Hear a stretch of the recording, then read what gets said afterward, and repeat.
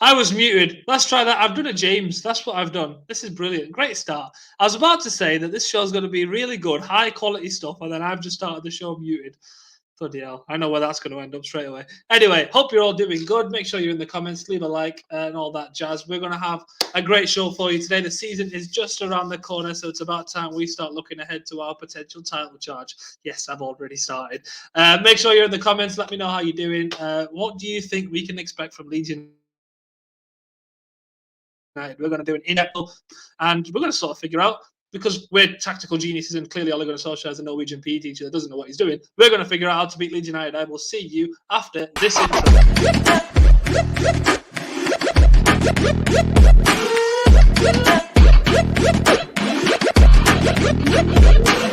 Click subscribe to get daily Manchester United content from Passionate Reds, only on Untitled United.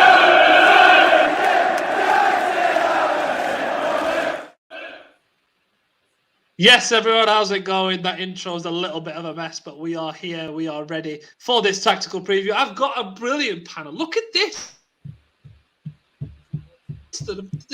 It's just incredible. I've lagged out already. This is going to be brilliant. I've got Alan. I've got Stu, because I just can't get rid of him. I've got Abdel, because I absolutely love the guy. And I've also got two newbies to the channel. I've got Harry, who, like myself, is a coach, so we're going to get some insight there as well. And we've got Mr. John Shin, everyone. Thick legs are back, and I'm glad he's on the channel. We managed to lure him over to All for United, so I'm absolutely buzzing to have them all on. So we'll get started then. Let's get straight into it. United, obviously, playing Leeds. Opening game of the season, and that is some kind of fixture to start off with, by the way. But before we get into that fixture, I want to talk about pre-season and sort of go as an overlook in terms of our preparation. Alan, I'll go to you first.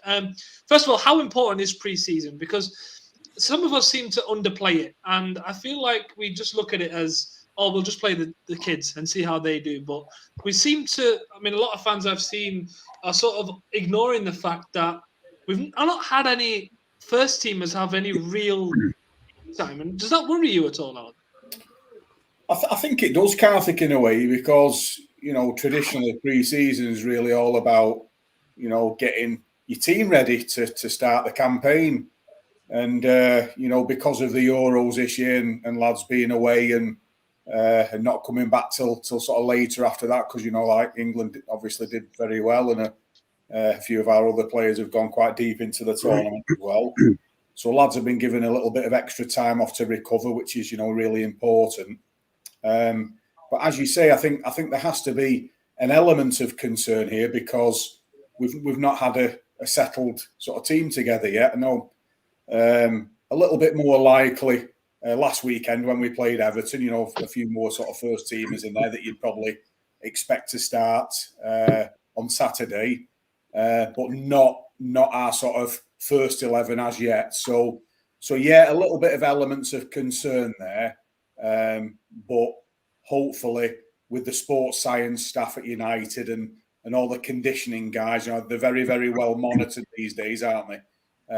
So I think the fitness will be okay. It's just the togetherness that's a little bit of a concern going into our first game of the season. Yeah, and I think togetherness is an important word there because the gelling of the squad, because they've been away for a little bit and now they have to come back into that group setting and sort of readjust. And if it's true that Ole wants to make tactical changes this season, they've got to readjust to that. Now, Stu, especially with new signings, do you think it's almost beneficial for them to sort of start on the bench away from the starting lineup and then sort of work their way in that way? Or do you think it's a case of, no, we need to start strong, they should be ready? No, well, certainly in Varane's case, I mean, I don't even think I've been away working today, but I don't think we've announced him yet anyway, have we? So from that point of view, I don't think he was ever going to make the starting 11. With regards to Sancho, I just want to touch a little bit on pre-season, actually, because 10 or 15 years ago, pre-season was essential, absolutely essential to any football club and any footballer. And then all of a sudden, overseas European tours came in, and then there was tours to Asia, there was tours to Australasia, there was tours to America, and they actually became money-making exercises rather than focusing on the actual pre-season element, which is football. But when you look at today's player, most of the players, I mean, take Sancho, for example, I fully expect him to be involved on Saturday. probably even start. But he's been away 6 weeks with England, so he's been training constantly. Yeah, he's had to go back to Germany. He's probably had to do a little bit of isolation. Yes, he's had his holiday. But a lot of these players are taking their sports scientists away with them, or their kind of fitness coaches away with them. So from a pre-season, keeping themselves fit and active, they're pretty good players are today. Like when Alan was playing, when he went away for 6 weeks, that was it. And then he'd come back, and players hated pre-season back then because you didn't see football for 2 weeks, did you, Al? You were just constantly doing your fitness work, and things have different and things has moved on. So I think from Varane's point of view, I would wait. I wouldn't want to throw him in against Leeds anyway. But with Sancho, I think he's got a better chance of playing. Just to answer your question. No, fair enough. I'm used to you not answering my question directly. So correct. John, in terms of match sharpness and things like that, do you think that maybe we've almost been a little bit unlucky that our first game is against a Leeds team that didn't have a lot of players that went out on internationals? They are a team that like to play very high energy. So if there is any little gaps in our sharpness, they'll punish us well and truly, won't they? Yeah, no. All that discussion about luck and misfortune and all that about versing a decent side like Leeds is understandable. But we're looking at an Ollie season where this is, for me at least, it's a make or break. And irrespective of match sharpness or match fitness or whatever your quote unquote excuse may be, Manchester United right now this season have no excuse but to start strong. So I'm not expecting anything less from this side this season. I know City's strengthening. We heard talks about a new bid going in for Kane. We obviously seen Lukaku get signed immediately. I have no idea why Varane's taking forever. This guy's going to turn 60 by the time we're done fucking signing him. Excuse my French, but the point is regardless of whether or not what other teams are doing around us, at the end of the day, Manchester United need to start strong no matter what. And of course, match fitness and match sharpness is all good. It's all good chatter and whatnot. But as Mr. Stu and Mr. Allen have discussed before, with the science and the sports behind fitness and nutrition and all that stuff now, I think preseason is a little less important. And I'm not diminishing the importance of preseason, but these players, they're athletes. They're pure modern athletes, and they have to be able to come out strong. And if it was any other season, we're coming back from a COVID season or we barely had a preseason, I'll be like, all right, you know what, let's give them a bit of a break. But we have to do something serious this season, and I feel like doing something serious starts with a good result and a strong performance against the good Leeds side. Yeah, and Harry, do you agree with that in terms of that?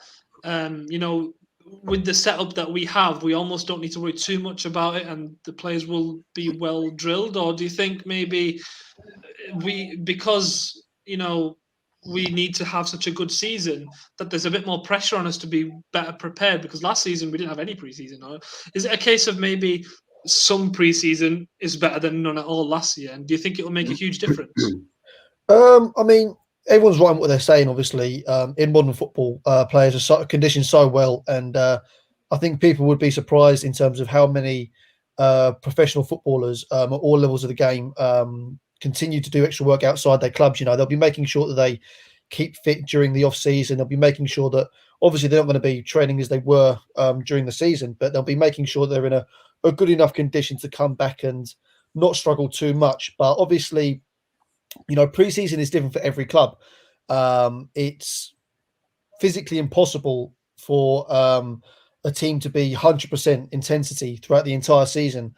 So you'll have coaching staff and managers and squads that they choose really when to plan, when they're going to hit peak fitness at different times.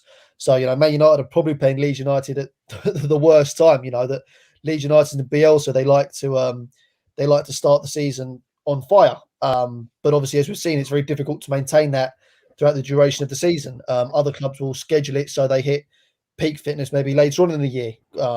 Maybe clubs have multiple competitions when they need that. So it's a very, very difficult balancing act. It's why that you need to accept that certain players may need a bit of time to get back into the rhythm of things, get that sharpness going, get that touch going. Because you can do all the work you want, but you're not match fit until you play matches. So of course they'll be in good condition, but it won't necessarily be the condition that you expect to see in, say, October or November time. I think people underestimate how much it can take to get to those levels. And some players don't get to those levels. Everyone has their different ceiling in terms of what they're capable of doing, and every manager has their different philosophy. So, Jose Mourinho, he wasn't so much into the sports science. So, his teams were as less fit towards the end as other teams. That's just an example. So it all depends on the setup and what they do at each club. But, to answer the question about starting slow or fast, that the Premier League, it's such a competitive league. If you start and in the first 7 games you've lost 3 or dropped points in 3 or 4 of them, then you're already playing catch up against sides that you don't want to be playing catch up against. So it's a tricky one. The Euros and the Olympics, even the Olympics, haven't made it easy, but there's still enough at the Man United squad to start strong. So yeah, I guess there is no excuses. Yeah, and I think you make a good point about coach and manager philosophy, because as you mentioned, Jose didn't put anything towards sports science. Sorry, I lagged out then. I'll start again.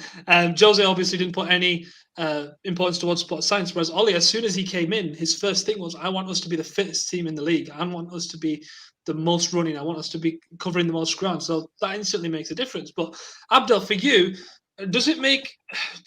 I know it won't make a huge difference, but do you think it'll have any impact tactically in terms of what we want to do this season? Do you think maybe we have to start cautiously and then say, okay, we're not going to be able to make the changes straight away. We'll have to start off maybe how we did last season, maybe with the same shape. But then we can sort of progress from there. I think in terms of shape, it doesn't change anything, but in terms of how intense can you be, that obviously changes. So I think the biggest problem for us would be the integration of the new players. So if we're talking about the same starting 11 from last season, I don't think these guys will have any problem being thrown on the pitch again together and playing the same way they played. And they're good enough to beat Leeds without Varane or Sancho.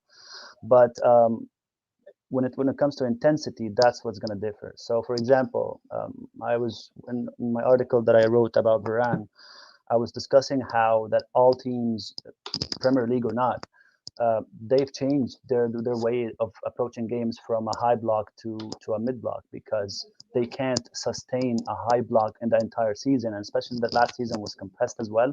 You're basically throwing all these players into the ground and not caring about their longevity and their careers. So what I think United will do is continue that way from last season and being in a mid block, not pressing that high, not exerting that much effort, at least in the first 2 to 3 games, until Varane is integrated, until Sancho is integrated, and until everybody else is up to speed on their sharpness and fitness and match rhythm. Because match rhythm is a very important thing. That feel of you being in the space that you occupy and doing the job that you're supposed to be doing. Yes, it's only 4 weeks or 6 weeks that they've been off, but you need that match rhythm back, no matter how talented you are. So that's the only effect I think that's going to have on us.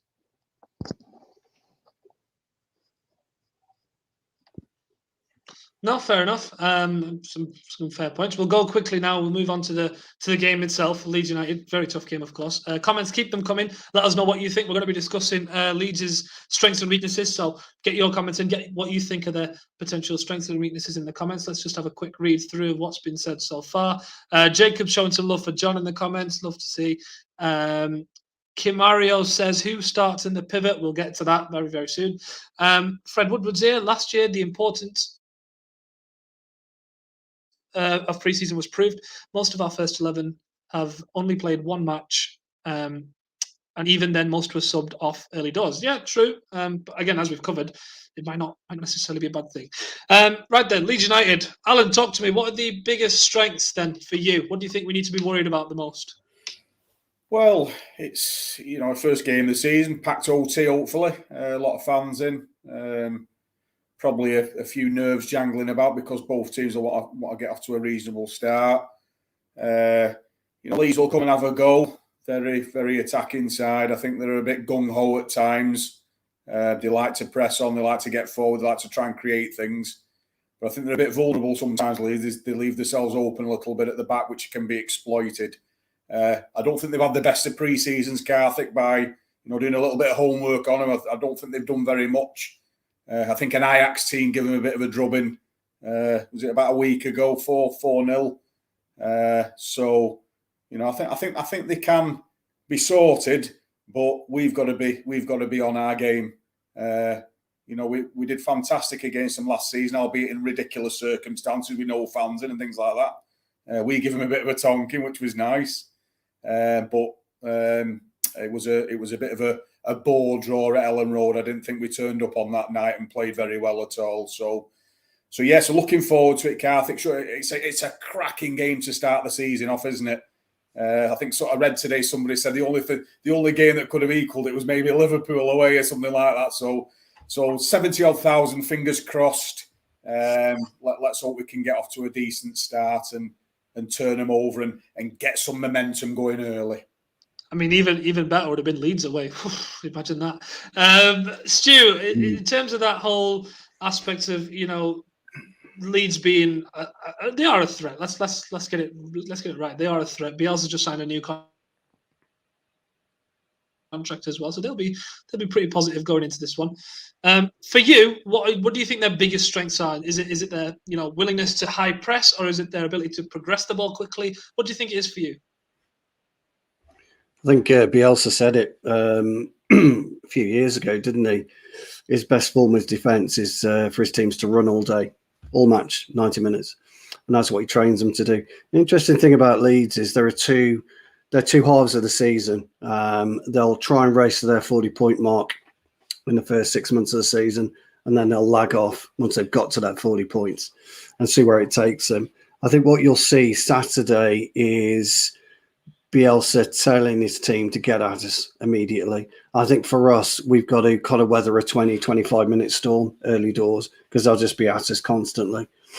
But we've got depending on what side he goes with, we've got the wherewithal and we've got the know-how to be able to soak up the pressure and be exceptionally dangerous as well. I think the way that Leeds play, because they defend in a 4-1-4-1 formation, so they defend very, very deep. It's not what you call a particular low block, but it is quite deep. Whenever you're defending in two banks of four in any way, it's always difficult to get, to penetrate down the width, which is really where you need to do it. And what we're not good at, and we've never been good at this, and I don't know why, is getting teams to come out to us. So when we've got the ball, all Leeds do, or most teams do, they sit back to their middle third in their half and just wait for us to come on to them. And that's where I hope Jadon Sancho will give us that. That's what they did in the second game, isn't it? That's right. Because that's the mistake they made in the first game. And they went, okay, if we just sit off you, you can't break us down. That's right. And I think that's a problem for us. And we lack the imagination and the initiative to actually drag them and pull them. And that's what Ollie's going to have to look at in the coaching stuff. He's going to look at where we can pull Leeds in and around. Because Phillips, I presume he'll start. I don't know when he went back to training, but I guess he'll start. He's very, very good at marshalling. He's also very good at moving forward. He's not got a particularly good goal threat against him. But the player for me to watch out for, Rafinha, if he's fit and he plays. I think he's a belting player. I do like him. 2-footed, very, very quick, very dangerous. So I just hope that, I won't go through the side now because I'll go through it later.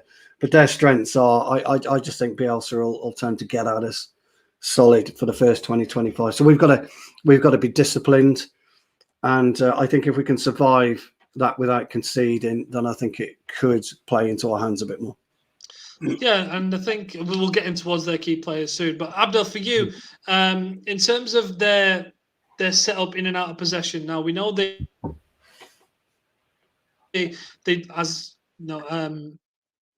as Stu mentioned, they like to set up in this 4-1-4-1. So they'll have Phillips in front of the back four, and then they'll push the rest on.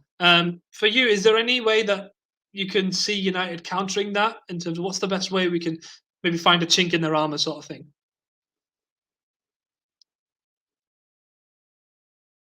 I need to unmute this. Sorry about that.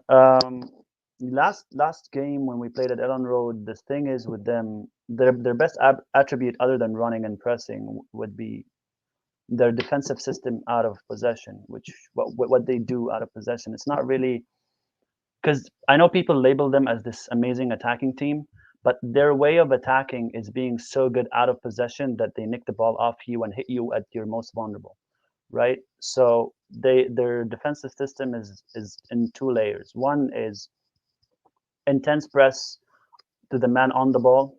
So, for example, let's say United win the ball off them. In that exact moment, you'll find three players swarming all the passing lanes of that player, and one trying to nick it off him. So that's an on the ball marking and man marking. So if they couldn't get on the ball, they would roll very fast into their shape, and each one takes one.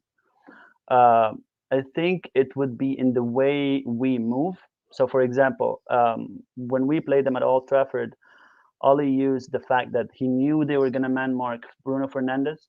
So instead of trying to play to Bruno Fernandes, we'll just use Bruno Fernandes to move out of space, and Scott and Fred would run into the space left behind Phillips. The idea that they use in the reverse game is that instead of us separating the midfield and the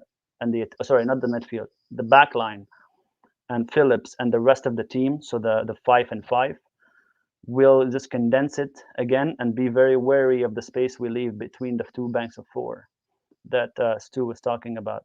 So the trick would be, again, to try to move them out of possession. Try to move Calvin Phillips out of possession. Use him as a decoy, or use Harrison or one of their key players in midfield to make space and then play people in. Now, if we have Sancho playing, I'm assuming that if we have Sancho playing, Sancho is very good at finding space, is very good at drawing people to him to create space for other people. And this is essentially the biggest weakness United have, is that movement to create space instead of trying to take people on all the time, because that's what we do currently. So you have Rashford, he tries to take people on. You have Martial, he tries to take people on. Instead of, you know what, I'll move out of this place to create space for another player to run into. So I think this is the key element that we need and we're lacking, is to trying to create space by movement instead of by taking people on. Yeah, and that's something that I was banging on about all of last season, where the movement was just nowhere, the tempo on the ball was nowhere. And I think the big part of having Jadon Sancho there is a switch of players now possible. You can have the ball on the left-hand side, and their defence will shift over, meaning there's a massive gap on that right, and we've never had anyone to occupy that space and give that opposition fullback anything to think about. Now we have a Jadon Sancho out there, and the fullback suddenly thinking, hang on. Exactly, and that's what Villarreal did to us. And do I shift over? Do I stay? Exactly. But so there's things we can do to get past this team. Yeah, exactly. Like if Sancho plays, you're gonna spread them wide, because you're dangerous now on the right hand side, and they can't just overwhelm us on the left hand side and block Shaw and Rashford, or whoever plays on the left, Pogba and Rashford. So we've sort of spoken about how United can do something on the ball. We've sort of ignored how good Leeds are. We've briefly mentioned Rafinha, but I want to talk about a player who I think was criminally underrated towards the end of the last season, and it's Patrick Bamford. Now, 17 goals and 7 assists in your first season in the Premier League is something that, first of all, should be applauded, and he probably should have gone to the Euros. How good a player is he for you? I think he's an excellent footballer. Patrick Bamford is a funny one. He's always been an excellent footballer, and he's always been someone that's appreciated by his managers because of his attributes in terms of he's a very comfortable footballer technically, very smooth on the ball, good manipulation, good ball striker, and he has very good athletic attributes, and he's also a very intelligent footballer. But the reason why he took a while to explode is that he never quite had that killer instinct. If Bamford was going to score, it would have to be a very clean, beautiful goal where he connects with the ball sweetly, a nice finish. But football isn't always like that. Sometimes it has to be bobbled into that corner and just get it done however it looks. And he never quite had that next level spite or killer instinct to him before. But what you saw last year was a little bit more ruthlessness, a little bit more willingness to sort of like, not desperation, but Bamford going, no, I'm the guy. I'll be the guy to go and and produce and get the goals rather than just kind of accepting before. So, he's a fantastic footballer. I'm still not 100% sure that killer instinct is kind of within him, all the time. It's like a personality trait, but he is one of those players that, he can not run you ragged, but it can be very hard to deal with because of his all-round attributes and quality. A player, it's very difficult to find a player as technically rounded, as as intelligent as he is as well, and have the athletic attributes all in one package. It's not easy to find those players. So if he's on it, and if he has that bit of spite, and that bit of aggression to him, and that desire, then he can be the match winner in any game. So I think he's a fantastic player, and obviously someone that Man United have to watch out for, as well as the other players. Yeah, and just in terms of his killer instinct, I've done my homework here. I brought up his XG map from last season, which I think is pretty interesting viewing for any player. I'll bring it up on screen for you now. And that seems to tell me that he's getting a lot of opportunities, and he's potentially, I wouldn't call him wasteful, because I don't think he is a wasteful player. But what does that tell you, Harry? He's willing to take shots. I always find it a little bit uncomfortable judging things off of XG, because there are so many variables that go into the quality of a chance, the quality of a shot. I think you just have to look at it a little bit more. Obviously, it's good I use it as a guideline, but looking at it more broadly, I mean, I would be encouraged by that shot map there, because you're seeing that he's taking shots in a variety of positions. He's getting into those areas, and he's showing he has the quality to finish them. Strikers, they do miss chances. It's very rare you'll get a striker that's even got, you're even looking at strikers for the 1 in 2 rate, So for Leeds United to have a striker when they get promoted that bags 17 goals, that's a very, very good return for what they were looking for. Obviously the aim will, I'm sure, be get to 20 goals, but I tend not to look at things like XG as black and white, and he's underperformed his XG, so therefore that means that he's not a killer, or he's a bad finisher, or whatever it is. There's always a lot more tangibles that go into that, and a lot more variables, I should say, that go into that. So many factors go into the quality of a chance and why a player might take one or not take one. If you just look at the broader picture, Bamford produced more than enough last year to warrant the conversation that we're having right now about him the following season in terms of a goal scorer and in terms of a very good player. That's the cutthroat nature of it. Yeah, I just wanted to add a quick point about that XG map that you've shown, Karthik. The thing is, when people judge players on the quality of chances, and when they miss a lot of chances or when they not miss a ton of chances, I think the most important aspect that people forget when these guys miss chances is that they got there. You know what I mean? It's the fact that the player was in that position to take that chance is the most important thing. So what's the most annoying thing that we have with Martial at the moment is that he doesn't make the runs to get the chances. He doesn't get too many chances, right? And Greenwood is still learning that quality. But players like Bamford, players like Cavani, players like these guys that makes runs, they're actually, Werner is a very good case. Timo Werner, last season he was missing a lot of chances, but he was getting a lot of chances because he was getting into these positions. He was just having a string of bad luck, let's just call it. You know what I mean? And once he hit that form again, he will be scoring a lot of goals. The quality is in getting those chances. It's not whether or not he's finishing all the chances. So if you have someone like Kylian Mbappe, for example, I think everyone says he's one of the best in the world. He's, on par, like he's going to be the heir to Messi and Ronaldo and all that stuff. He misses one into 3 chances that were 3.5. Rashford is on the same level, 3 to 4 chances. Like he gets 1 goal in those. So the numbers are used for comparison to know where they are in terms of every other player, but you'll start to worry if they're actually not getting chances and they're not shooting. This is where the worry becomes. That's just the only point I want to add. I think that's fair. I think everyone tends to go they either underplay it or they go overboard with XG. There's never really someone who goes in the middle and uses it how it is. I think people are still getting used to the idea of it. I think that's why I wanted to bring it up today, because we could sort of look at it in a more balanced way, and I think that's what we've done. John, for you, do you know what it tells me? Sorry, I was going to say. Do you know what I was going to say? XG. What it tells me about Bamford is he's a mixed up centre forward.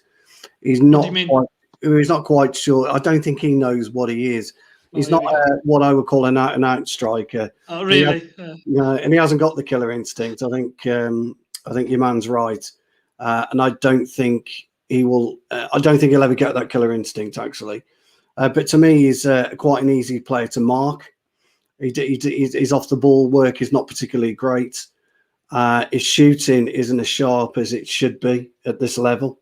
And I think it's taken him way, way too long to find any kind of consistency that a top striker requires. And that's why he'll never play.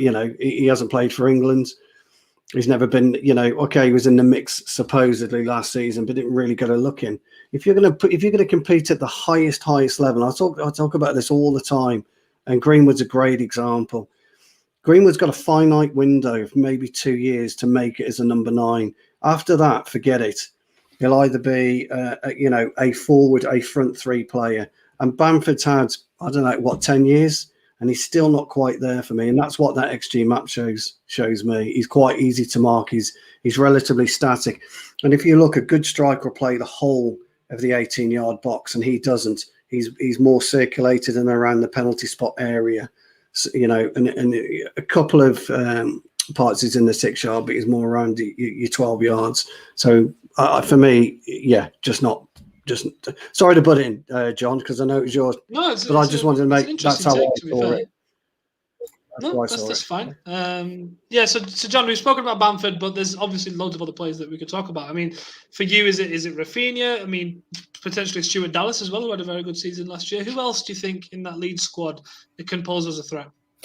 That's the interesting conversation that we have all the time. I think when it comes to the conversation of potential English forwards and strikers, and Stu, he mentioned that Bamford is not particularly a difficult striker to mark or to handle, and I quite agree with him. And don't get me wrong, I love Bamford. I think he's an intelligent player. I think he's quality, and I think what he does with Leeds and what he does for Leeds is great.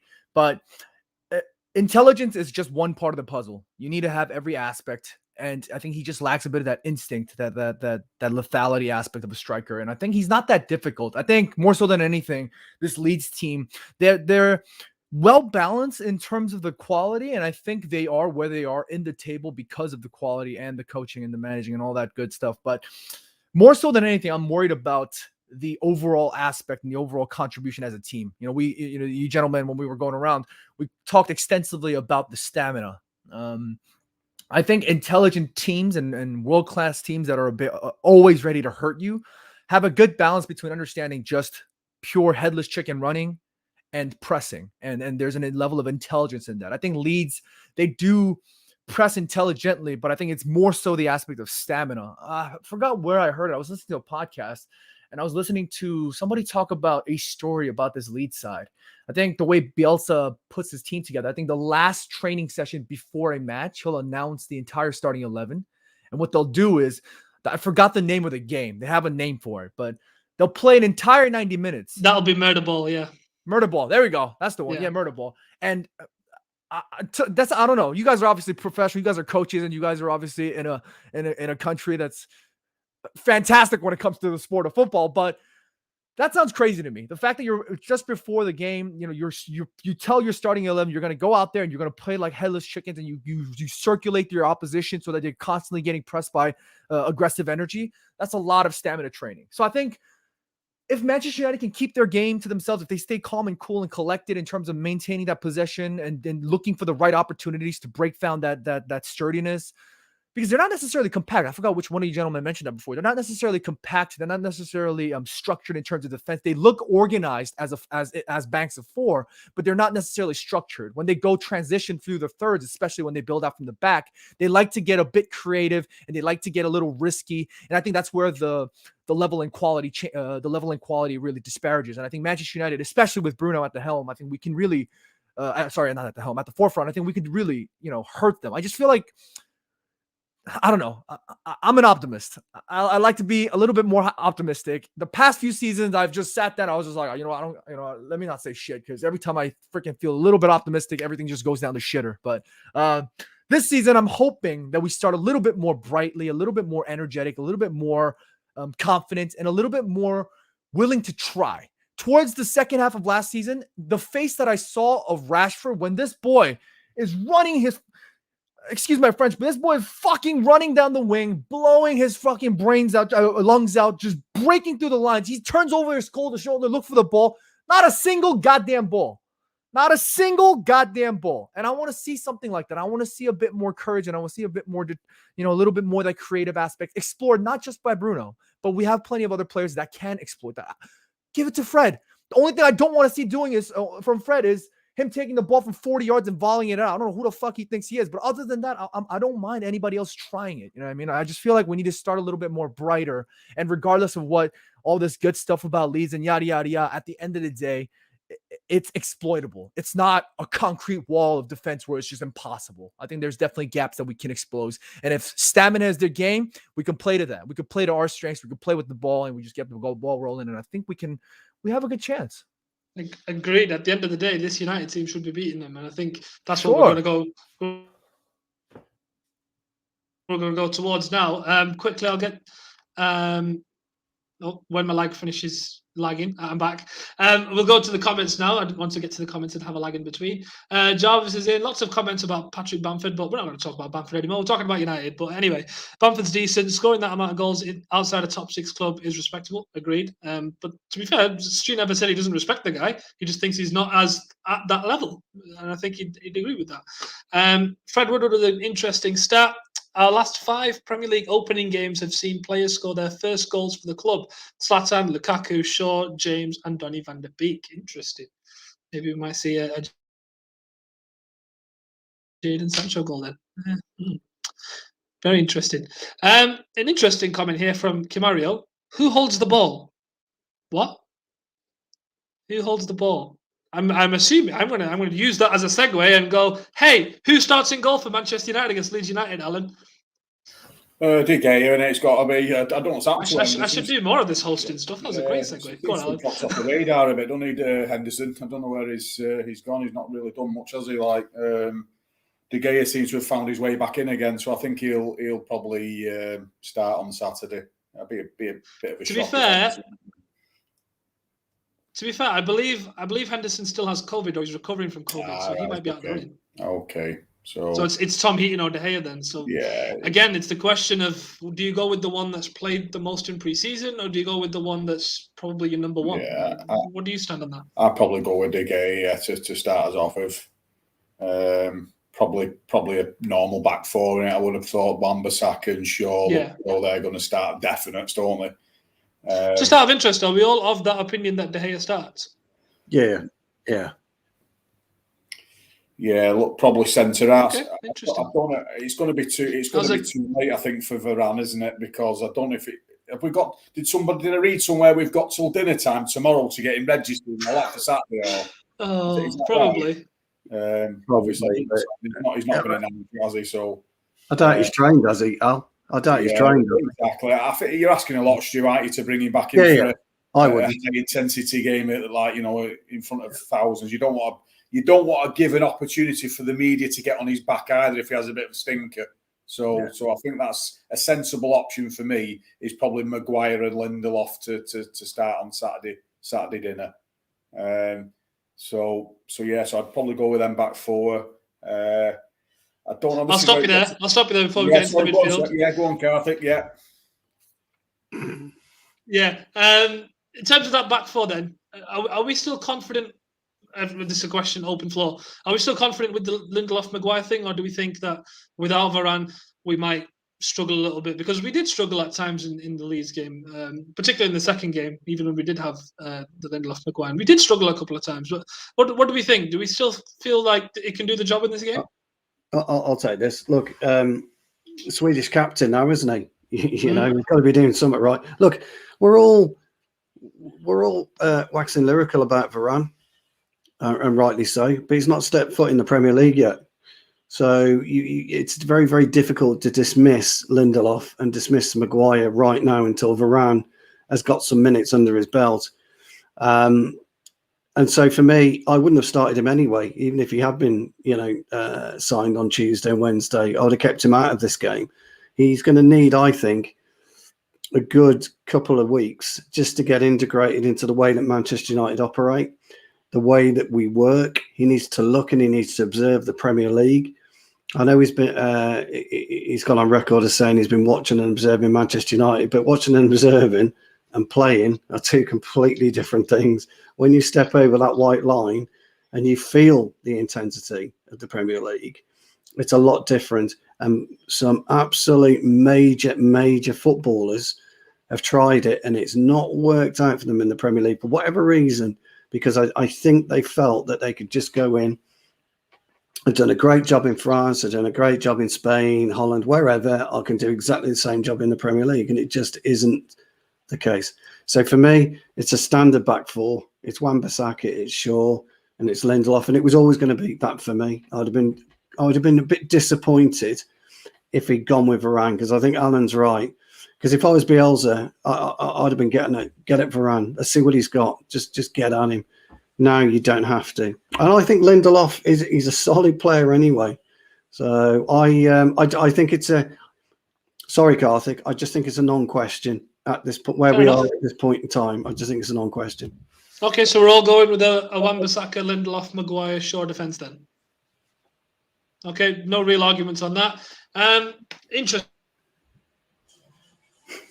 question now, as Alan was about to get into, or left you in suspense there. My lag wanted to get into suspense. Midfield, what formation do we go with, Alan? Do you reckon we go with that 4-3-3?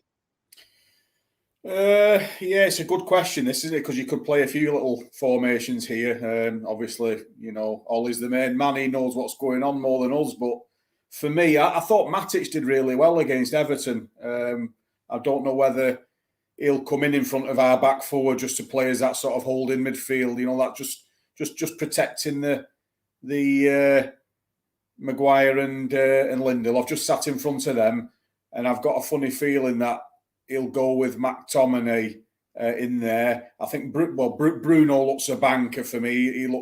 He's going to definitely start. Now then, I'm not too sure here because one of my bugbears here, will we put Pogba in there or not? I don't know. Pogba's a little bit not in my good books at the moment for what he's doing to Man United. I think he's being bang out of order, to be honest. It's not often I feel as though a player thinks he's bigger than the club, but I think we've made a right mess of this. I don't know who's to blame. It could be it's going to be the senior managers, isn't it? The owners. This has turned into a bit of a mess here because he's just got us dangling on strings at the moment. Pogba, is he going to sign? Is he not going to sign? And the more your time ticks away, the more you're feeling he's just going to see his contract out here and look at his options at the end of the season. Now, the worry for me is the agent's always been a little bit of a problem here, and he seems to be in Paul's ear quite a lot. Another interesting thing is I think United have put a big picture up tomorrow, aren't they, behind Sir Matt Busby's statue. Pogba's not on there, is he? And I'm thinking to myself, well, what's going on there? He's like 90 million quid worth of player. You'd think he'd be the first on there, but what is going on here? Why is he not on there? And it's all lending to this. Is he going to stay? Is he not going to stay? So it's an interesting one. I think that Pogba is top quality footballer, great player, but we're just not seeing enough of that. And now going into this new season, I would have hoped that all this would have been tied up and he committed himself to getting Man United back on top of the Premier League. And he's just a worry of mine at the moment. He's a little bit of a fly in the ointment around the cohesion of this group. And I don't like to see that going into the first game of the season. Yeah, and I think that's a very good point. And there's an interesting question here from John. Lots of talk about my internet, and this is not new to the channel, but Fred Woodward, yes, if you want to start that GoFundMe, go for it. I'll happily take that. Abdel, I'll ask you this question because it was probably what I was going to ask you anyway. What could potentially be a tactical benefit from playing Donny and Matic? Because it seemed to work. A lot of people, at least from the social media aspect, seem to be really positive and encouraged by that by that pairing when they played in pre-season. But what do you think in terms of that, and what do you think it is compared to McTominay and Fred? I'll start with what you lose. What you lose is basically just stamina and tackling really. I mean, so Fred and Scott, in comparison to Donny and Matic, would be a high amount of tackling and running. But what you get with Donny and Matic is pure intelligence, really.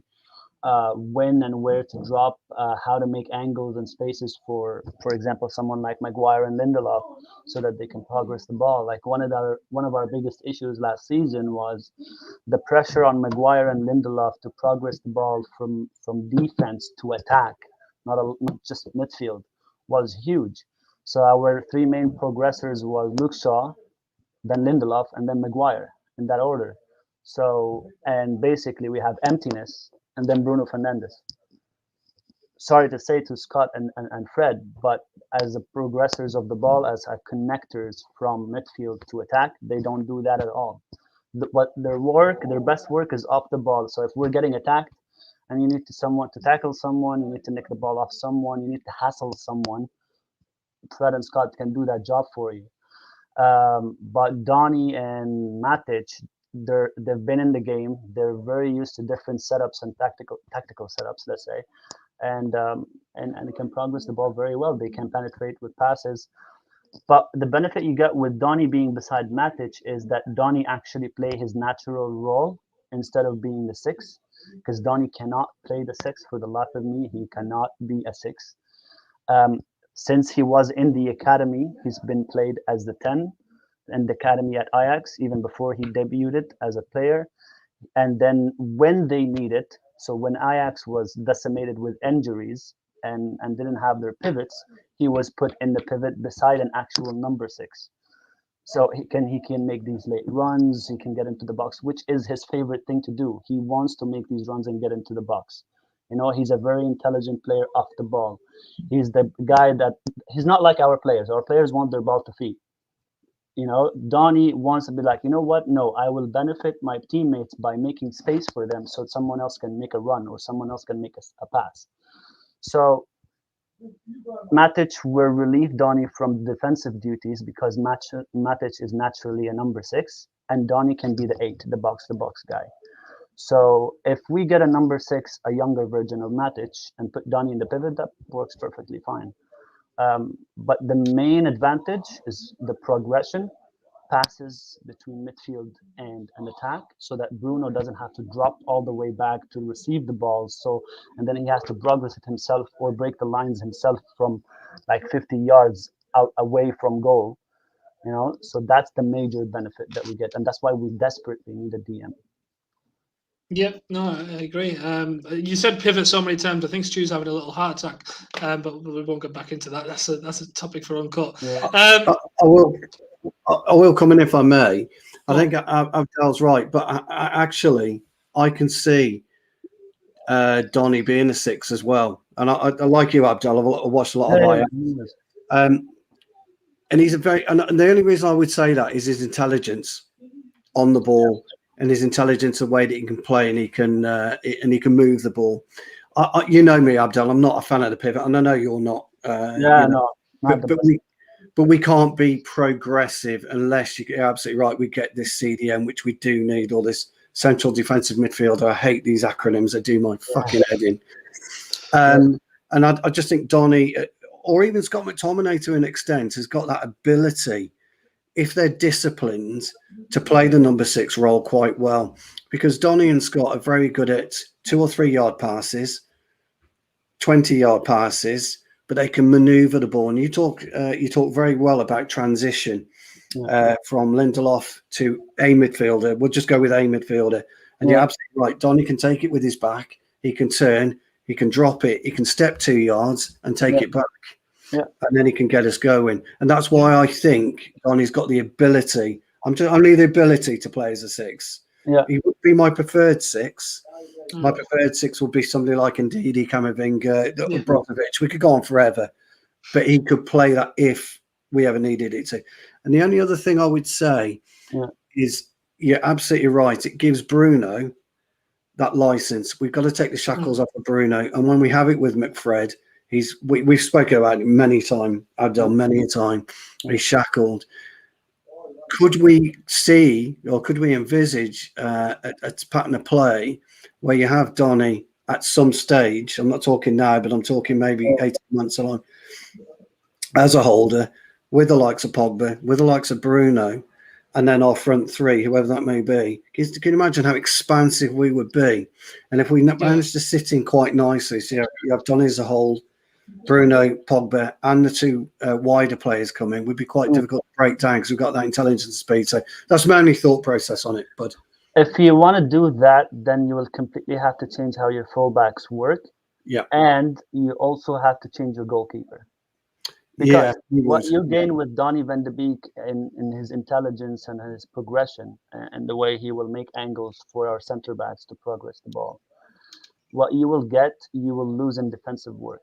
Yeah. So if he's alone there and there is no Matic beside him, Donny van de Beek, yes, I know he's trying to up his tackling and try to be more aggressive because he's in the Premier League right now and he's building up in Falkland and all that stuff. But you won't get the same nouns of defending from Van de Beek as you would get it from a Matic, for example. So in order to do that, how Pep Guardiola, let's say, plays when his Man City, his fullbacks go into midfield, and then he relies on his number 8s to be in the half spaces. Yeah, that's exactly right. Yeah, right? So that's how we need to play if you want Van de Beek to be the Rodri guy for us. You know what I mean? Yeah, I do. He's not the You're best right. defensively as well, but he's very good at carrying and progressing the ball. It's an interesting concept, though, isn't it? Or how it could work. It'd be interesting to see at some point, whether we see it or not. Yeah, so you basically have to tell Shaw, you can't be an attacking fullback anymore. I want you to go into midfield, help. You've got good passing on you, so you can break lines with your passes, and you have Donny as well. And then we have Aaron Bissaka, which would his only and main job would be to tackle people when they're countering on us. Which is what I like. Yeah. Yeah, I prefer a fullback to be a fullback. Oh, but that would be a complete change of system and the way the personnel play at the moment. You know what I mean? Yeah, agreed. Yeah, so most of us, I think the general consensus is either Matic or McTominay alongside probably Van de Beek or Pogba, and then Bruno up ahead, pretty much. Harry, what do you think our front three will be? Because I have a sneak. I said this not a couple of days ago. It was about a week ago. I have a sneaky suspicion Elanga might get a shout. But what do you think? Sorry, you lagged there. Sorry, who do you think might get a shout?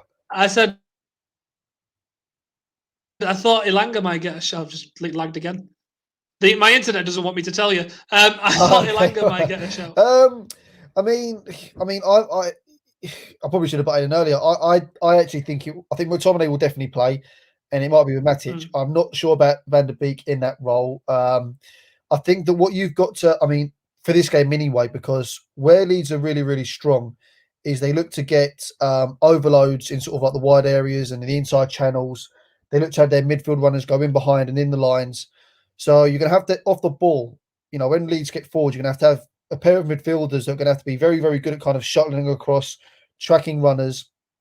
And an aging Matic and Van der Beek, that's a risky thing to get them to do. And then Leeds are weakest when you hit them fast and direct because all of a sudden their midfielders are forwards. They commit men forward. They're brave off the ball, midfield runners. So the way you get at Leeds is hitting them on transitions fast. I think McTominay is pretty underrated in terms of his ability to play ahead of the ball. A lot of modern day footballers nowadays, I can put it down to maybe growing up watching Barcelona and Spain, watching all the likes of that Xavi and them guys and Busquets, always looking to drop towards the ball and receive the feet and have the game in front of them. So a lot of people have been influenced by that. And I think that one of the most underrated traits is the ability to have midfielders and players that can play ahead of the ball. And I think having aggressive runners against Leeds is what's going to get your guys' best opportunity of scoring. Even someone like Van der Beek, he's more like in possession, more like a combination player. He's not really going to hit Leeds' space too quickly. So in terms of the front line, I think it's, obviously not fit. The game cries out for someone like Marcus Rashford to just insistently make those runs in behind and cause chaos and take advantage of spaces. I actually think it's a game that's one of the few. I mean, I don't dislike him, but one of the few games of the season where Dan James is suited towards it. I think Dan James would suit playing against the profile of Leeds. They're often quite open centrally, so I think that the way that Man United play is that I think a lot of modern day football, they think that football it has to be about strict circuits and patterns of play and structures. You're watching your Peps and choreographed movements, and I don't think that football, there's more than one way to skin a cat. Man United play, they give their attacking players a bit of freedom.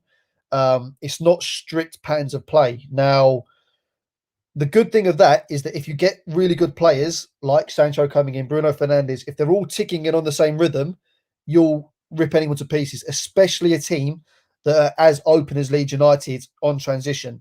So if you win 6-0, it wouldn't surprise me. But by the same token, it does require your forward players to be in a kind of rhythm with each other. Now, where Leeds are so aggressive man-to-man pressing, then, it's going to be, if you're not in rhythm with each other, that's going to be hard. And there's going to be a lot of turnovers. So it's very difficult. I mean, the way you guys play, you need to have rhythm in your front line. And where it's the first game of the season, I mean, saying about Elanga, obviously a very good talent. And, for me, he's not going to start, but your star at the academy is Shola Shortire. He's someone you should be very excited about. But that's a big ask for someone like Elanga to come in straight away. It's very difficult. I mean, I think Cavani's out injured as well, isn't he? Cavani, or Cavani's not fit. So that's a great shame as well. That's another runner off the ball in behind. So, with Rashford not playing, with Cavani not playing, Oli might gamble and play Sancho. He might start Sancho and just say, you know what, we've got to stick him in there. He's got the quality, So I wouldn't be surprised if he plays. I wouldn't be surprised at all if Dan James starts, and obviously Bruno will start, and then maybe Martial out front.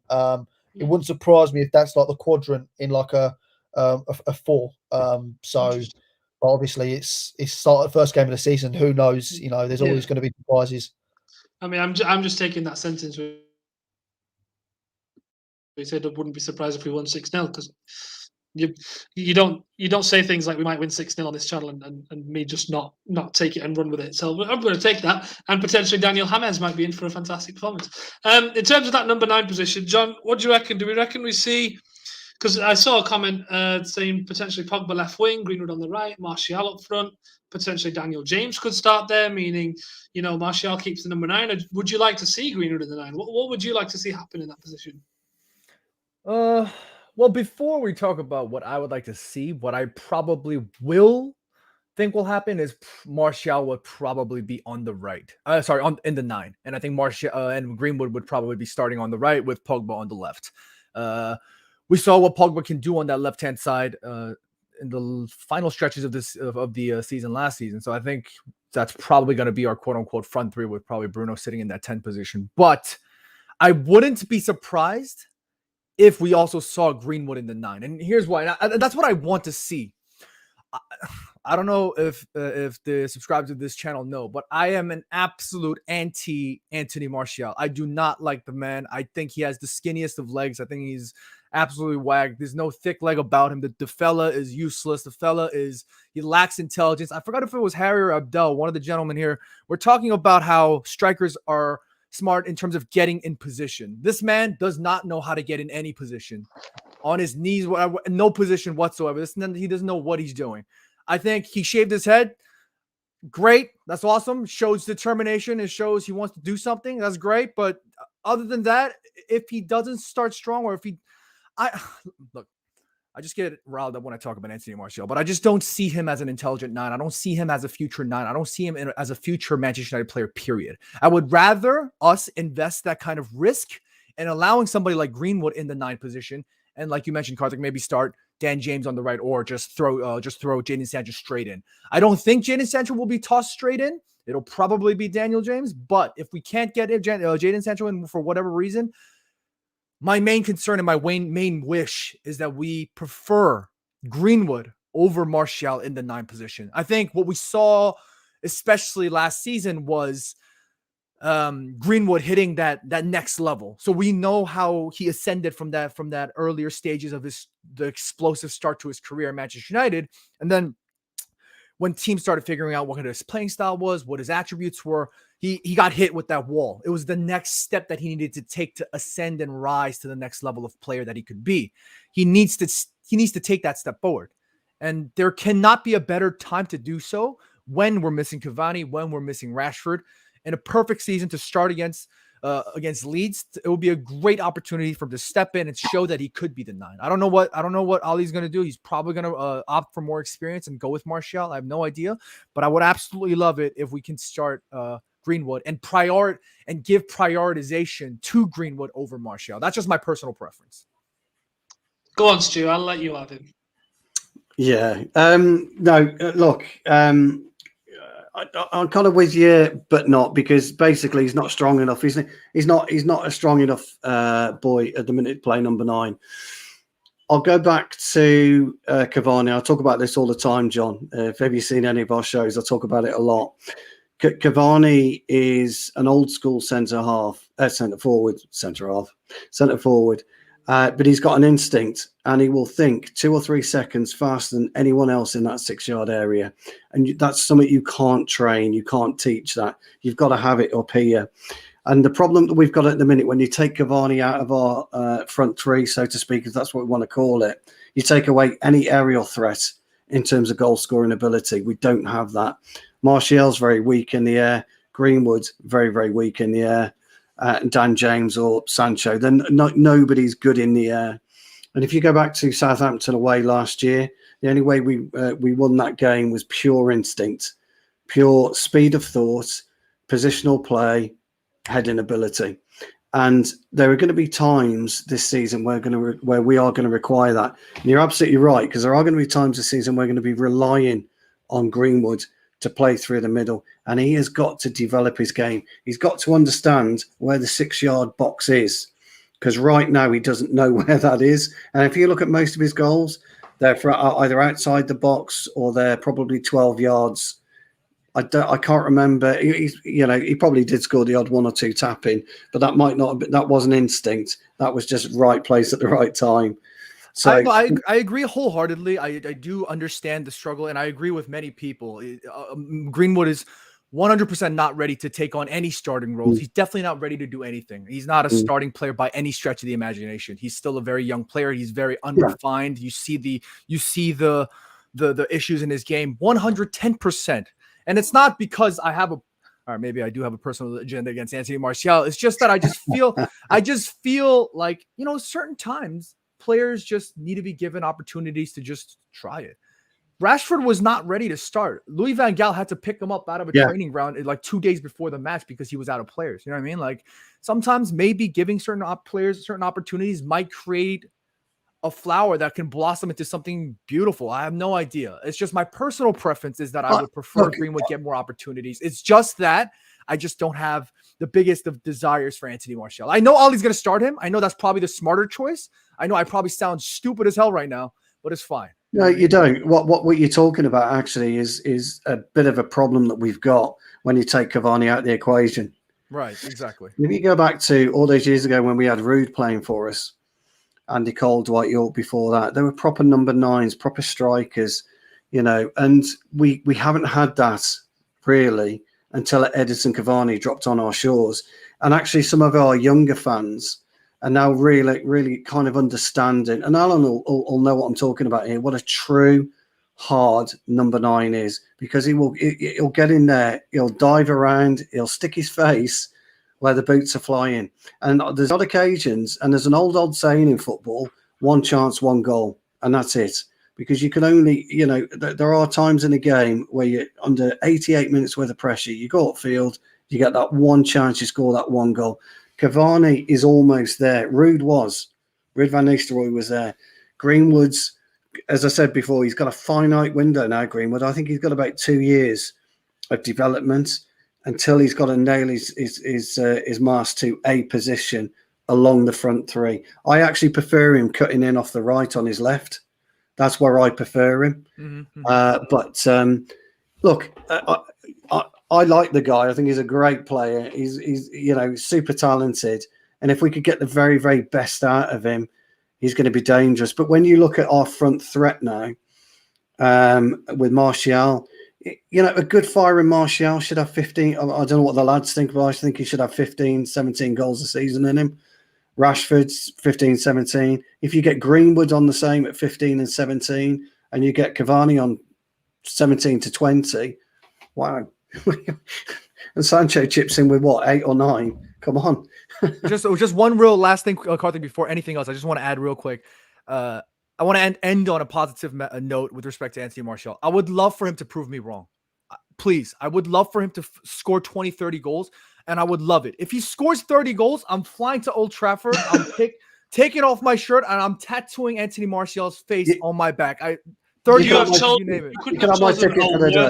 You could have chosen a worse time to say that, because there's an account floating about that will clip you up. Anyway, that's fine. If he scores 30 goals, you come over. I'll give you my season ticket for the match. 30 league goals. Oh if he God, scores 30 league goals, I'm tattooing his face on my back. I'm calling it now. I would love for him to. He corrected that now. That's the thing. Oh, I got to include the league goals. I got to do it before. Yeah, they're not gonna choose that. No, no. Sorry, Karthik. I just want him to prove me wrong. We'll always back Manchester United players. You know what I mean? Like at the end of the day, we're gonna back these guys till the end. I just want him to prove me wrong. He hasn't proven me all these years. That's my only concern. Sorry, Karthik. I just want don't worry about that. No one on this channel, no one in the community of viewers will think that you have an agenda. I want to say something really quick. I think the problem with Anthony Martial being the number 9 right now is that everyone is fixated on a certain type of 9 that they want to see, right? So, for example, back when we had Ruud, right? Ruud was a very, very intelligent and specific kind of number 9 in the box, kind of the fox in the box, how they say it, and that was his biggest attribute. I'm not saying that Ruud hadn't contributed outside of that. He probably he did, but not to the amount that he was very good at in the box. And there are different types. Like, for example, Firmino, and I know people make fun of him because he doesn't get as many goals. Firmino is a very, very unique type of number 9. He's not the 9 that you find in the box all the time and gets you 15, 20, 30 goals. His main job is to not provide as an assist, but make space for Salah and Mane. You have Kun Aguero. Kun Aguero is a fox in the box, but he also has this side of his game where he can make space for others. Kane has discovered, not rediscovered, he had it from before, but Mourinho focused on his attribute of dropping into midfield and linking up play. So when we think of number 9s, like, it does not always have to be that big physical guy who's going to hit the ball and break his knee and his legs when he's getting into the ball. There are different 9s. And for example, Chelsea, they had Giroud on the bench. When they couldn't get anything, they will just bring Giroud up, bring in crosses, and Giroud will get on the end of it. You know what I mean? So if we have 2 different types of 9, that's all power to us. That's more talent to us and different ways of playing. So I don't think Martial not being that in the box guy is a negative. I see him that he provides different stuff.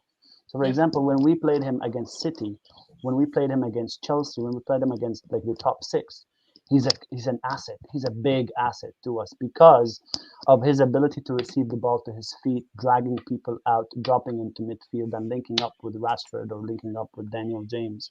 So best example, City, when we stopped the winning run. What Martial was used for is that when we're building up, Bruno is going to be marked. Okay, Martial? So you drop into midfield and be a 2 double pivot with Bruno. Rodri is busy with Bruno Fernandes, and you just receive the ball and drag your center backs out of their position. And that left a huge space in City's shape. And that's why Rashford and Shaw were able to exploit the space in behind, because Diaz and Stones were too busy with Martial dragging them into midfield. So that's a huge asset. That's a different way of playing that you can use. I think, but people are so fixated on that traditional number 9 that they forget the assets and the abilities, the other things that number 9s could provide. You know what I mean? I think you have to give a lot of credit to Ole Gunnar Solskjaer for the work he's done with Anthony Martial, because one issue I had with Martial before is that he was a player that I think he could only really work off of specific angles. When you picture Martial, you can all picture a specific kind of movement he would do where his body would be open coming in from the left-hand side and bending it far corner.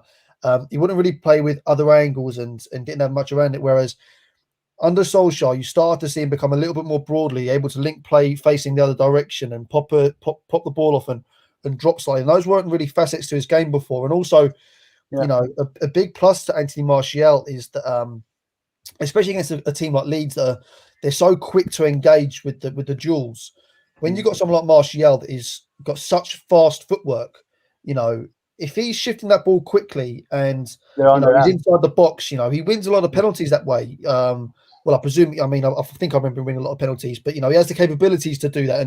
And you know, especially, you know, I remember Leeds last year, they were one of the worst teams in the league at dealing with set pieces. So having those players that, you know, can draw fouls and shift the ball away quickly from duels and challenges, you know, it has its benefits as well. And I don't think he's an amazing number 9. I don't think he should be Man United's number 9, but I do think him and Solskjaer deserve credit for how his game has been more broadened since Solskjaer's been there, you know, and I think they deserve credit for that, both of them. 100%. Just one quick comeback on that. He has broadened his game, but he's lost his single-mindedness, though. By doing that, it's taken his single-mindedness, his drive out of his game.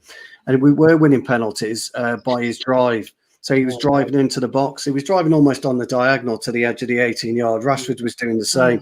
For some reason, we stopped doing that. That was why we lost a lot of our penalty. We lost a lot of our attacking threat. So as much as I agree with you, I would like to see him get that single-mindedness, that determination back when he gets the ball and he just absolutely gets his head down and starts running and committing because he's kind of lost that out of his game. And that's the only thing I would say about that.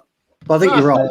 I agree with all the points that have been made because he was my shout for player of the season last year because I thought, not last year, the year before. Why would it have been last year? Jesus Christ, no, not last year. Because he had developed his game that much. And I think it's been a good discussion on Martial. Comments, of course, we respect all of your opinions. And no, we don't have agendas. As John said, if we don't think he's been good enough, that's because we want him to do well. We don't do it because we hate the guy. We want him to perform and we want him to do well. Same with Stu about Mason Greenwood. All that sort of stuff. Right, we'll begin to wrap up with predictions. So everyone in the comments, leave a like and, of course, drop your predictions in. So we'll go to Alan first. First goal scorer and the score, please, Alan. Okay, Cal, just before I say that, I'm just a bit of a memory come up in the feed before. I think it was from Fred Woodward saying that the last time Leeds won at Man United was in 1981. And that like triggered a memory because that's the first game I ever attended at Old Trafford. Yeah, so that my dad took me. If I'm not giving me age away here, so I'll say it quickly. My dad took me for my 9th birthday, so it was my birthday treat. I think it was 28th of February. This is ridiculous. It's really picking my memories here, but it was a disaster of a start because Leeds beat us 1-0. A lad called Brian Flynn scored the goal, and how it used to be in Carthick at United at Old Trafford. All the away fans used to be at the bottom of East Stand. It was all standing only, so they were packed all behind the goal. And Leeds traditionally, over the last 30, 40 years, has been intense rivalry, as you know, between Man United and them. And they travel in big numbers, so it was absolutely horrible because we had a seat in East Stand so we could see over into all the Leeds supporters, so they're giving us some right pelters. So it wasn't the best of starts, unfortunately, but I hope that doesn't happen Saturday. So, okay, so back to Saturday. Yeah, so I think there's going to be probably put the kibosh on this now, but I think there's going to be goals from both teams on Saturday. No. Yeah, exactly, Carthy. So I hope I've not spoiled it for everybody because you look forward to something, and a lot of the times these games flat they disappoint. But I'm going to go for either. Well, I can't go with a Leeds victory. That'd be absolutely ridiculous. So I'm gonna go with United to win 3-1, and I'm going for. Let's have a think. I'm going to go for Bruno, first goal scorer, after his brilliant free kick against Everton last week. I'm going to go for Bruno to notch our first. I've got a sneaky feeling it might be a set piece again, or even a penalty that we win for us to get as well. Callan if this comes through. Yeah, so I'm going to go for Bruno first scorer, Karthik, and a United 3-1 win to get us flying and moving forwards. Lovely stuff. Go on, Stu. I don't think it's going to be a hugely straightforward game for us, unfortunately. But I think we'll get away with a 2-1 win. And I'm going to go for a Maguire header to open. Ooh. Well, I mean, sorry. Love it. Alan, you'll like this because obviously, coaching and all that. But I saw that Maguire scored and everyone was saying the Ramsey effect. Fucking hell, Luke Shaw puts a corner in and Maguire gets his header on it. Yeah, the Ramsey effect. So I'm going to go with the Ramsey effect. There you go. Fucking hell. Right, okay. Slabhead header. Love it. Go on then, Yeah. Abdel. I'd say a 1-0 and Anthony Martial will score. Oh, it's the first of 1 out of 30. 1 out of 30. Go on, Harry, what you reckon? You guys are going to hate me, but I think. Oh, here we go. Yeah, I know, but I think that with United style of play of like needing to get into a bit of rhythm with each other, and Leeds aren't the kind of team you want to start slow against. I think McTominay has to start to give a bit of solidity into the midfield. I think if you start with McTominay and Matic, I think that it could end up being maybe a 2-2 or something. If it's Matic Van der Beek, I can only see a 2-1 Leeds or something like that. I'm sorry to say. You're doing so well. I was just about to invite you on again, and then you'd say that. Oh dear. Go on, John. What do you reckon? I'm gonna stay optimistic. I'm gonna stay true to my energy. I'm gonna go 2-0, and I've been absolutely rinsing and destroying Fred and Martial the whole season last season. So it's probably gonna be Martial with the first goal and Fred with the second. I guarantee it. It's gonna happen. Love it. Before I drop mine in, because it's always the best way to end the show, let's have a look at the comments. Joseph's gone for first goal scorer Greenwood. Decent bet. Let's see who else. He's gone for a 4-0 win. Greenwood, Bruno, Martial, and Sancho. Maybe potentially off the bench. Lovely stuff. Fred Woodward's going 1-1. Boring bastard. I think it's going to be a draw. Leeds know that their gung-ho approach is unsustainable, hence why they have moved to a more conservative approach. No, you know what? That's a sensible assessment, but we're not doing that right now. Jarvis has asked me, quick comment on the latest Fab tweet. City are preparing their new bid for Harry Kane. Don't care. They can sign whoever they want. Even Love Island looking people that I don't care about. Fucking Love Island on this. What? Fucking Love Island. You've mentioned fucking Love Island on All for United. Yeah, because they've signed a guy that looks like he should be on there. You're gonna fucking ban fucking Harry in a minute. We ought to be banned as well. Out of fucking context for you, this is. Connor, I hope you're watching, dude. Right, anyway. Ugly Bear's gone for a Martial hat-trick. Wow. John Shin's absolutely fuming. That's too many goals in one game. He wasn't prepared for that. Kimario's gone 10-2, so he knows what this show's about. Well done. And Fred Wood was just put a laughing face in there. Lovely stuff. I will go with... What shall I go with? Do I go usual or do I go sensible? 21 is 21 and 22. Yeah, exactly. Yeah, so I'm trying to see what would be the ideal way of going. Do we go with 2-1 because 21, or do we just no? Screw it. We're going to win 4-0. We're going to score in the. I'll give you even the minute. We're going to score in the 36th minute, and I believe. Well, I want to see. Well, if I had to pick any player to score, it would be Fred with a volley from outside the box into the top corner, and he wheels away, does a little samba dance by the corner flag, and Varane just jumps onto the pitch and starts hugging him. But that's not going to happen. You remember his goal against Tottenham? Yeah, quality finish. Quality finish. Yeah, that's the one. Yeah, that was a ruthless finish, Abdel. Right, that's a proper number 9 finish. Anyway, 4-0 United, and I don't think Fred's going to score the first goal. I think it will be Greenwood, but I do think Sancho will get on the score sheet, which should be fun, and I think he'll get a couple of assists whenever he comes on. At least I hope so. Anyway, but that has been the preview. Thank you very much for joining us today. Thank you to Harry and John who've come on. Harry, you might get an invite. You might do. I'm not sure yet. I heard that if this video it's on 27 now. If we get 40 likes, then John Shin will forever stay on All for United. That's what I heard. I don't know about you guys. I don't know about you guys. That's what I heard. And make sure that everyone keeps note of how many goals Martial needs to score, yeah, because we need to see that tattoo. Other than that, make sure to join us for the post-match reaction. That will be half an hour after full time on Saturday. It is Saturday that we're playing, isn't it? Yeah, it is. Before that, you've got Timeline Talk tomorrow with James. Jimbo's back on the channel, so make sure to go and give that a watch. Until then, we've got the season coming up. Let's enjoy a bit of football coming back, and make sure you don't spend too much on your hackers. Gamble responsibly. And you know, I'm probably going to lose a fiver this weekend. That's what's going to happen, because that's what happens. Make sure to like the video. Make sure to comment what your score prediction is, what your predicted team is. We'll go and have a look, and we'll put ours in the comments below. Make sure to subscribe if you're new. We've seen a few new names today, so get subscribing. We've got new guests, clearly, new subscribers, new season. Get involved, and of course, Abdel knows what's coming, and we all know what's coming. It's a new season. We're going to win the first game of the season, which means Abdel, 21 and 22. 21 and 22. We're going to win the fucking league. See you in a bit.